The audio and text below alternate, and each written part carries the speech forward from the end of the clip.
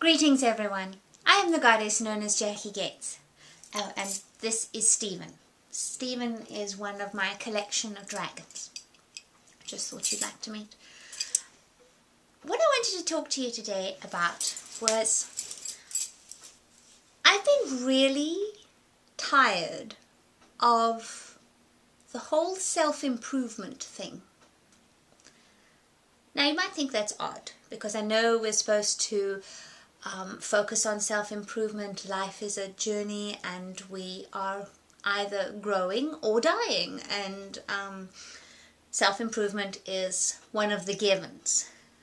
You constantly read, you constantly work on things, try and get better, improve your skills, etc., etc. The trouble with most self-improvement programs and books and a couple of things I've been reading is that they work on the basis that there's something wrong with you, something that needs improving. They work on the basis that you're not good enough. And quite frankly, I'm sick of that. I'd rather focus on self-enhancement. Finding the things that I'm already good at and making them better. Because, you know, I read an interesting article once, and I think Diane Hoffman has spoken about this. I'm not 100% sure if it was her. But if you take a skill that you're good at and you work really hard to improve at that, the chances are that you could become one of the best in the world at that particular skill. If you take something that you're not so wonderful at and you work very hard to improve, chances are you're going to be mediocre at best. Now, there's something, everybody's good at something, always. There is something that you can do better than most. It may take some searching, but believe me, it's always there. More often than not, it's the thing that you love doing. And Joseph Campbell says, follow your bliss, and there will be doors where there were once only walls. So if we all concentrated on enhancing, on self-enhancement, rather than self-improvement, just think how fabulous this world would be. So that's my challenge for you today. Find that thing that you're good at and work on improving it, enhancing it, making it better by 5 or 6 notches. The chances are that you will find that it's your ticket to success. The way to do this is to find groups of people that assume that you're fabulous, that assume that you are incredible and you just need reminding.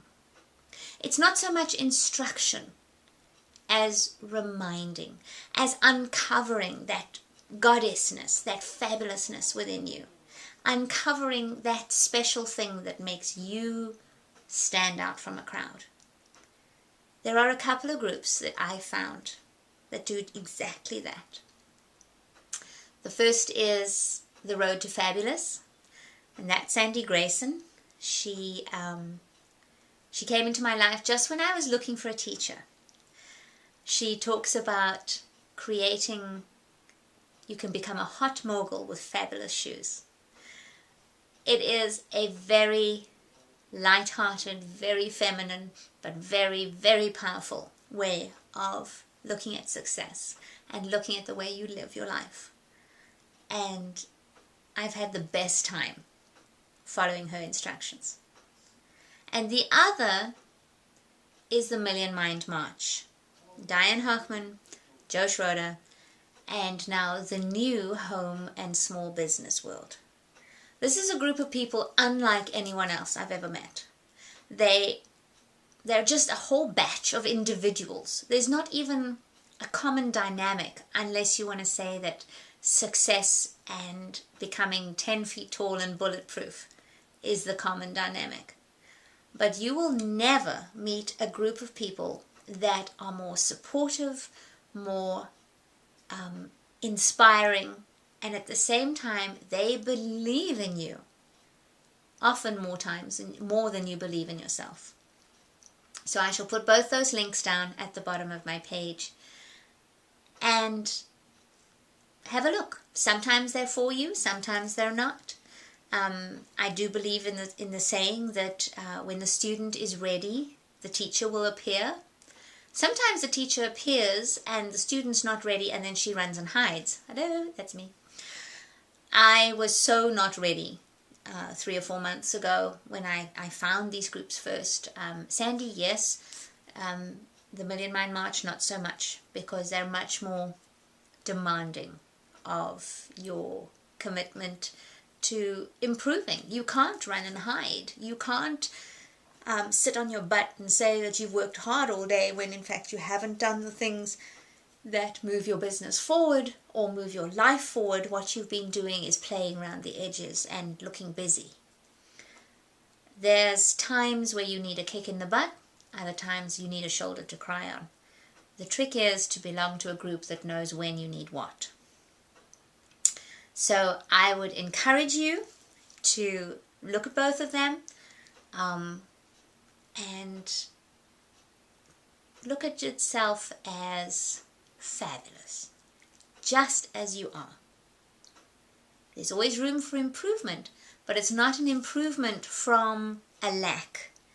It's an uncovering, like chiseling a diamond out of the rough. That's what it is. It's growing into who you already are, stepping up, accepting your power, not getting arrogant about it, but simply certain that you were meant to have everything that your heart desires. The time is now. We're halfway through the first year of this huge decade. Step up. You've got nothing to lose, everything to gain. It just takes a bit of courage and some cheering on from your goddess friends. I'm right there for you if you want to contact me. Otherwise, I'm wishing you a goddess-worthy life.